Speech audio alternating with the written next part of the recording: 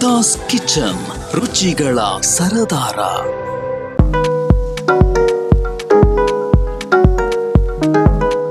ವೀಕ್ಷಕರೇ ನಮಸ್ಕಾರ. Smitha's kitchen YouTube ಚಾನಲ್ಗೆ ನಿಮ್ಮೆಲ್ಲರಿಗೂ ಆತ್ಮೀಯವಾದ ಸ್ವಾಗತ. ಇವತ್ತಿನ ಈ ವಿಡಿಯೋದಲ್ಲಿ ನಾನು ನಿಮಗೆ ಲಂಚ್ ಬಾಕ್ಸ್ ರೆಸಿಪಿನ ಮಾಡಿ ತೋರಿಸ್ತಾ ಇದ್ದೀನಿ. ಈ ರೈಸ್ ಅಂತೂ ಮಾಡೋದಕ್ಕೂ ತುಂಬಾ ಸುಲಭವಾಗಿರುತ್ತೆ, ಅದರ ಜೊತೆಗೆ ತಿನ್ನೋದಕ್ಕೂ ಕೂಡ ಅತ್ಯದ್ಭುತವಾಗಿರುತ್ತೆ. ಹಾಗಾದ್ರೆ ತಡ ಮಾಡದೆ ಕ್ಯಾಪ್ಸಿಕಮ್ ಮಸಾಲಾ ರೈಸ್ನ ಹೇಗ್ ಮಾಡೋದು ಅಂತ ನೋಡ್ಕೊಂಡು ಬರೋಣ ಬನ್ನಿ. ಮೊದಲಿಗೆ ಕ್ಯಾಪ್ಸಿಕಮ್ ಮಸಾಲಾ ರೈಸ್ ಮಾಡೋದಕ್ಕೆ ಬೇಕಾಗಿರೋ ಪದಾರ್ಥಗಳನ್ನ ನೋಟ್ ಮಾಡ್ಕೊಳ್ಳಿ.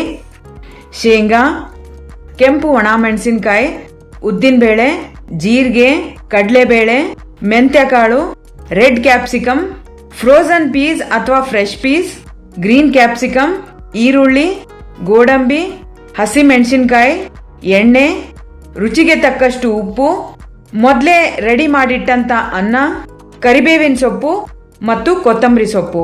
ಮೊದಲಿಗೆ ಕ್ಯಾಪ್ಸಿಕಮ್ ಮಸಾಲಾ ರೈಸ್ ಮಾಡೋದಕ್ಕೆ ಮಸಾಲಾನ ರೆಡಿ ಮಾಡ್ಕೊಳ್ಬೇಕಾಗತ್ತೆ.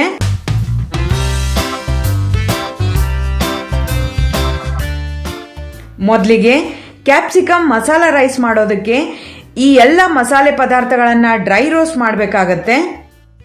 ಶೇಂಗಾ, ಉದ್ದಿನಬೇಳೆ, ಕಡಲೆಬೇಳೆ, ಕೆಂಪು ಒಣ ಮೆಣಸಿನಕಾಯಿ, ಜೀರಿಗೆ, ಮೆಂತ್ಯಕಾಳು, ಕರಿಬೇವಿನ ಸೊಪ್ಪನ್ನೆಲ್ಲ ಡ್ರೈ ರೋಸ್ಟ್ ಮಾಡಬೇಕಾಗತ್ತೆ. ಶೇಂಗಾ ಕಾಳು ಕಲರ್ ಎಲ್ಲ ಚೇಂಜ್ ಆಗೋವರೆಗೂ ಡ್ರೈ ರೋಸ್ಟ್ ಮಾಡಬೇಕಾಗತ್ತೆ. ಅದರ ಜೊತೆಗೆ ಉದ್ದಿನಬೇಳೆ, ಕಡಲೆಬೇಳೆ ಎಲ್ಲ ಚೆನ್ನಾಗಿ ರೋಸ್ಟ್ ಆದ್ಮೇಲೆ ತುಂಬಾ ಅದ್ಭುತವಾದಂತ ಸುವಾಸನೆ ಬರುತ್ತೆ. ಈಗ ಡ್ರೈ ರೋಸ್ಟ್ ಮಾಡ್ಕೊಂಡಂತ ಈ ಮಸಾಲೆ ಪದಾರ್ಥಗಳನ್ನ ತರಿಯಾಗಿ ಮಿಕ್ಸಿ ಮಾಡ್ಕೊಳ್ಬೇಕಾಗತ್ತೆ. ಒಲೆ ಹೊತ್ತಿಸ್ಕೊಂಡು ನಾನೊಂದು ಬಾಣಲೆನ ಬಿಸಿ ಮಾಡೋದಕ್ಕೆ ಅಂತ ಇಟ್ಟಿದ್ದೀನಿ. ಬಾಣಲೆ ಬಿಸಿ ಆದಮೇಲೆ 5ರಿಂದ 6 ಸ್ಪೂನ್ ಅಷ್ಟು ಎಣ್ಣೆನ ಸೇರಿಸ್ತಾ ಇದ್ದೀನಿ. ಏಕೆಂದರೆ 5ರಿಂದ 6 ಜನರಿಗೆ ಮಾಡಬೇಕಾದ್ರೆ ಎಣ್ಣೆ ಸ್ವಲ್ಪ ಜಾಸ್ತಿನೇ ಬೇಕಾಗತ್ತೆ. ಹಾಗಾಗಿ ಎಣ್ಣೆ ಸ್ವಲ್ಪ ಜಾಸ್ತಿನೇ ಸೇರಿಸ್ತಾ ಇದ್ದೀನಿ.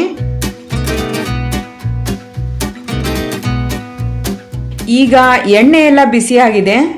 ಇದಕ್ಕೆ 2 ದೊಡ್ಡ ಈರುಳ್ಳಿನ ಈ ಥರ ಸ್ಲೈಸ್ ಆಗಿ ಕಟ್ ಮಾಡ್ಕೊಂಡಿದ್ದೀನಿ, ಅದನ್ನು ಸೇರಿಸ್ತಾ ಇದ್ದೀನಿ. ಈಗ ಈರುಳ್ಳಿನೆಲ್ಲ ಚೆನ್ನಾಗಿ ಬಾಡಿಸ್ಕೊಳ್ಬೇಕಾಗತ್ತೆ.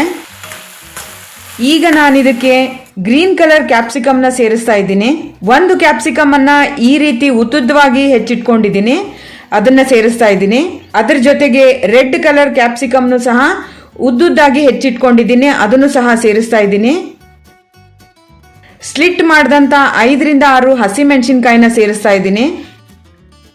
4ರಿಂದ 5 ಸ್ಪೂನ್ ಅಷ್ಟು ಫ್ರೋಜನ್ ಬಟಾಣಿ ಅಥವಾ ಫ್ರೆಶ್ ಬಟಾಣಿನಾದ್ರೂ ಸೇರಿಸಬಹುದು. ಬಟಾಣಿನ ಸೇರಿಸಿದ್ರೆ ಕ್ಯಾಪ್ಸಿಕಮ್ ರೈಸ್ ತುಂಬಾ ಚೆನ್ನಾಗಿರುತ್ತೆ. ಅದರ ಜೊತೆಗೆ 5ರಿಂದ 6 ಗೋಡಂಬಿನೂ ಸಹ ಸೇರಿಸ್ತಾ ಇದ್ದೀನಿ. ಈಗ ಎಲ್ಲ ವೆಜಿಟೇಬಲ್ ಸ್ವಲ್ಪ ಸಾಫ್ಟ್ ಆಗೋವರೆಗೂ ಇದನ್ನ ಬಾಡಿಸ್ಕೊಳ್ಬೇಕಾಗತ್ತೆ. ಎಲ್ಲ ವೆಜಿಟೇಬಲ್ನು ಸಹ 5ರಿಂದ 7 ನಿಮಿಷದವರೆಗೂ ಬಾಡಿಸ್ಕೊಂಡ್ರೆ ಎಲ್ಲ ವೆಜಿಟೇಬಲ್ಸ್ ತುಂಬಾ ಸಾಫ್ಟ್ ಆಗಿ ರೆಡಿ ಆಗುತ್ತೆ. ಈಗ ಎಲ್ಲ ತರಕಾರಿ ಸ್ವಲ್ಪ ಬೇಗ ಬೇಯಲಿ ಅಂತ ನಾನು ಉಪ್ಪನ್ನ ಸೇರಿಸ್ತಾ ಇದ್ದೀನಿ. ಟೇಸ್ಟ್ ನೋಡ್ಕೊಂಡು ಮತ್ತೆ ಉಪ್ಪು ಬೇಕು ಅಂದ್ರೆ ಆಮೇಲೂ ಸೇರಿಸ್ಕೊಳ್ಬಹುದು. ಎಲ್ಲ ಕಲರ್ ತರಕಾರಿ ಅಂತೂ ನೋಡೋದಕ್ಕೆ ತುಂಬಾ ಚೆನ್ನಾಗಿರುತ್ತೆ.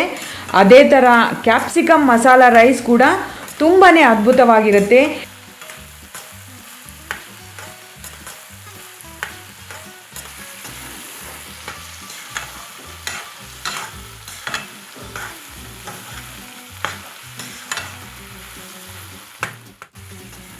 ಕ್ಯಾಪ್ಸಿಕಮ್ನ ಅಡುಗೆಯಲ್ಲಿ ಬಳಸೋದ್ರಿಂದ ತುಂಬಾನೇ ಹೆಲ್ತ್ ಬೆನಿಫಿಟ್ಸ್ ಇದೆ.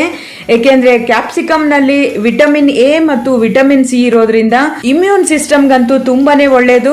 ಡೈಜೆಷನ್ಗೂ ಕೂಡ ಈ ಕ್ಯಾಪ್ಸಿಕಮ್ ತುಂಬಾನೇ ಒಳ್ಳೇದು. ಚಿಕ್ಕ ಮಕ್ಕಳ ಲಂಚ್ ಬಾಕ್ಸ್ಗಂತೂ ಈ ಕ್ಯಾಪ್ಸಿಕಮ್ ಮಸಾಲಾ ರೈಸ್ನ ಹಾಕೊಟ್ರೆ ತುಂಬಾ ಇಷ್ಟಪಟ್ಟು ತಿಂತಾರೆ. ಆಮೇಲೆ ಮನೆಗೆ ಬರುವಾಗ ಅವ್ರ ಲಂಚ್ ಬಾಕ್ಸ್ ಕೂಡ ಖಾಲಿ ಮಾಡಿರ್ತಾರೆ. ನೀವು ಕೂಡ ಕ್ಯಾಪ್ಸಿಕಮ್ ಮಸಾಲಾ ರೈಸ್ನ ಇದೇ ಮೆಥಡಲ್ಲಿ ಮಾಡಿ ನೋಡಿ. ಟೇಸ್ಟ್ ಹೇಗಿತ್ತು ಅಂತ ನನಗೆ ಕಮೆಂಟ್ ಹಾಕೋದಕ್ಕೆ ಮಾತ್ರ ಮರಿಬೇಡಿ.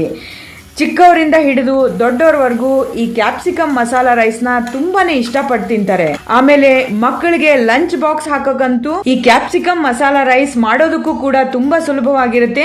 ಅದರ ಜೊತೆಗೆ ಟೇಸ್ಟ್ ಕೂಡ ಅತ್ಯದ್ಭುತವಾಗಿರುತ್ತೆ. ಈಗ ಎಲ್ಲ ತರಕಾರಿನೂ ಸಹ ತುಂಬಾ ಚೆನ್ನಾಗಿ ಬೆಂದಿದೆ. ಈಗ ನಾನು ಇದಕ್ಕೆ ಮೊದಲೇ ರೆಡಿ ಮಾಡಿಟ್ಟಂತ ಅನ್ನನ ಸೇರಿಸ್ತಾ ಇದ್ದೀನಿ.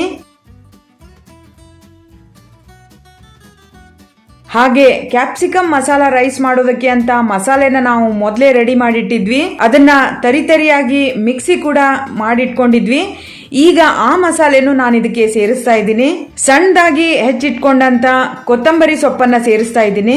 ಕ್ವಾಂಟಿಟಿ ನಾನು ಜಾಸ್ತಿ ಮಾಡ್ತಿರೋದ್ರಿಂದ ಉಪ್ಪು ಬೇಕಾಗತ್ತೆ, ಹಾಗಾಗಿ ಮತ್ತೆ ಸ್ವಲ್ಪ ಉಪ್ಪನ್ನ ಸೇರಿಸ್ತಾ ಇದ್ದೀನಿ.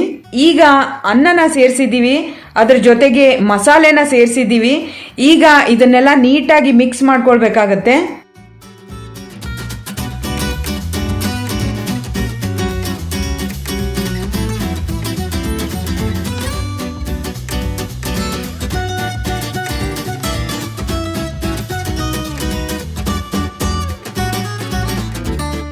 ತುಂಬಾ ಚೆನ್ನಾಗಿರೋ, ಅಷ್ಟೇ ಅದ್ಭುತವಾದಂಥ, ಹಾಗೆ ಬಾಯಲ್ಲಿ ನೀರೂರಿಸುವಂಥ ಕ್ಯಾಪ್ಸಿಕಮ್ ಮಸಾಲಾ ರೈಸ್ನ ನಾನು ನಿಮಗೆ ಮಾಡಿ ತೋರಿಸಿದ್ದೀನಿ. ಈಗ ರೆಡಿಯಾದಂಥ ಕ್ಯಾಪ್ಸಿಕಮ್ ಮಸಾಲಾ ರೈಸ್ನ ಸರ್ವಿಂಗ್ ಬೌಲ್ಗೆ ಶಿಫ್ಟ್ ಮಾಡ್ತಾ ಇದ್ದೀನಿ.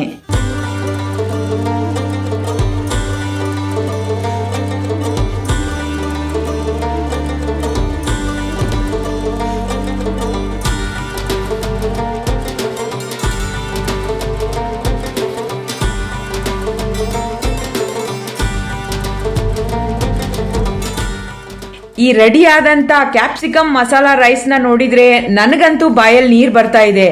ನಿಮಗೂ ಹಾಗೆ ಅನ್ನಿಸ್ತಾ ಇದೆ ಅಲ್ವಾ? ಹಾಗಾದರೆ ಇನ್ಯಾಕೆ ತಡ ಮಾಡ್ತೀರಾ? ನೀವು ಕೂಡ ನಾನು ತೋರಿಸಿರೋ ಮೆಥಡಲ್ಲಿ ಒಂದ್ಸಲಿ ಕ್ಯಾಪ್ಸಿಕಮ್ ಮಸಾಲಾ ರೈಸ್ನ ಮನೆಯಲ್ಲಿ ಟ್ರೈ ಮಾಡಿ ಟೇಸ್ಟ್ ಹೇಗಿತ್ತು ಅಂತ ನನಗೆ ಕಮೆಂಟ್ ಮಾಡೋದಕ್ಕೆ ಮಾತ್ರ ಮರಿಬೇಡಿ. ಈ ವಿಡಿಯೋ ನಿಮಗೆ ಇಷ್ಟ ಆದರೆ ಸ್ಮಿತಾಸ್ ಕಿಚನ್ ಯೂಟ್ಯೂಬ್ ಚಾನಲ್ನ ಸಬ್ಸ್ಕ್ರೈಬ್ ಮಾಡಿ, ಲೈಕ್ ಮಾಡಿ ಮತ್ತು ಶೇರ್ ಮಾಡೋದಕ್ಕೆ ಮರಿಬೇಡಿ. ಮುಂದಿನ ವಿಡಿಯೋದಲ್ಲಿ ಮತ್ತೊಂದು ಇಂಟ್ರೆಸ್ಟಿಂಗ್ ರೆಸಿಪಿಯೊಂದಿಗೆ ನಿಮ್ಮ ಮುಂದೆ ಬರ್ತೀನಿ. ನಮಸ್ಕಾರ.